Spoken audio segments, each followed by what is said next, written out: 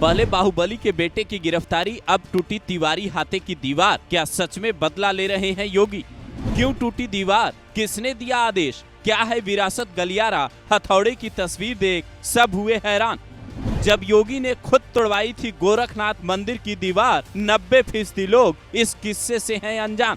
यह है गोरखपुर का तिवारी हाथा, जहां कभी पूरे पूर्वांचल या यूं कहे कि पूरे यूपी के बाहुबलियों को एक तरह से ट्रेनिंग दी जाती थी। बाहुबलियों के गॉडफादर हुआ करते थे हरिशंकर तिवारी, लेकिन 17 अप्रैल 2025 को इस तिवारी हाथे पर हथौड़ा चल गया। दीवार सरकारी जमीन पर बनी थी, इसलिए गिरा दी गई। पर इस एक तस्वीर ने समूचे यूपी की सियासत को 360 डिग्री बदल कर रख दिया। ब्राह्मण वोट बैंक साधने के लिए अखिलेश यादव ये कहने लगे कि योगी बाबा को हाथा नहीं भाता, जबकि हरिशंकर तिवारी का परिवार ये कहने लगा कि ये बदले की राजनीति है, हम लड़ेंगे। पर सच्चाई क्या है? क्या वाकई योगी आदित्यनाथ हरिशंकर तिवारी से बदला ले रहे हैं? जो लोग ऐसा सोच रहे हैं उन्हें ये तस्वीर भी देखनी चाहिए, जब गोरखनाथ मंदिर की दीवार योगी आदित्यनाथ ने खुद आदेश देकर गिरवा दी थी। किस्सा शुरू होता है योगी के पहले कार्यकाल से। योगी आदित्यनाथ नए मुख्यमंत्री बने थे। मोहदीपुर से जंगल कौड़िया तक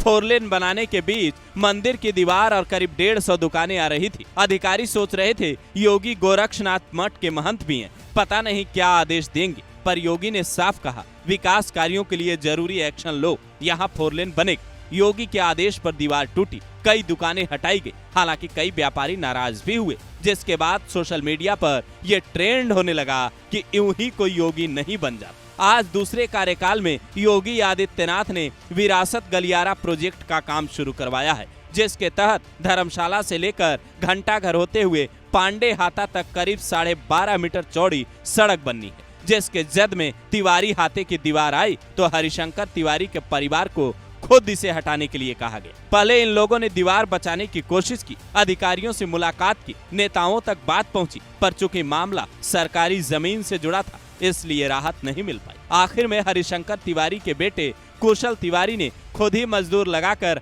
हाथे की दीवार गिरवा दी। पर साथ में ये भी कहा, सरकार को आम लोगों का ख्याल रखना चाहिए। इस गलियारे को लेकर हो रही तोड़फोड़ से कई व्यापारी दुखी हैं। अखिलेश यादव जी हमें भरपूर सहयोग दे रहे हैं, इसके लिए उनका शुक्रिया। जिसके बाद ये सवाल उठने लगे कि क्या यूपी का ब्राह्मण अब अखिलेश यादव को वोट करने जा रहा है? कई लोग अभी से ये कह रहे हैं कि ये सिर्फ हाथे की दीवार नहीं गिरी, बल्कि योगी सरकार की नींव हिली है। यहाँ तक कि कुछ दिनों पहले जब हरिशंकर तिवारी के बेटे विनय शंकर तिवारी को ईडी ने गिरफ्तार किया था और उनकी पत्नी पर गिरफ्तारी के बादल मंडराने लगे हैं, तब भी हरिशंकर तिवारी के बेटे ने कहा था कि ये बदले की कार्रवाई है। पर ईडी ने कोर्ट में सबूत पेश किए, जहां से विनय शंकर तिवारी को करीब 700 करोड़ के बैंक फ्रॉड वाले मामले में जेल भेज दिया गया, जो ये बताता है अगर किसी ने कोई भी गलत काम किया है तो उसके खिलाफ जांच जरूर होगी, एक्शन होगा, चाहे वो कितना भी बड़ा बाहुबली हो।